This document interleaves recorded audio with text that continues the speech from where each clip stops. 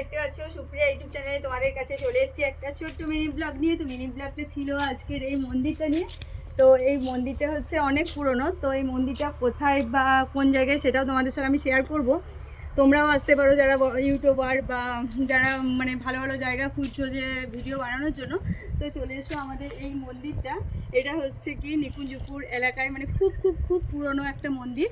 তো আমার তো যখন আমি আমাদের দেশের বাড়ি মানে বাবার আদি বাড়ি আসি তো আমি অবশ্যই এই মন্দিরটা আসি, মানে খুব এলাকাটা খুব ভালো লাগে। পুরোটাই তোমরা দেখো, সাইডে পুরো একদম সবজি বাগানে ভর্তি আছে। আর এখানে তার মাঝে একটা মন্দির আর সাইডে নদী আছে।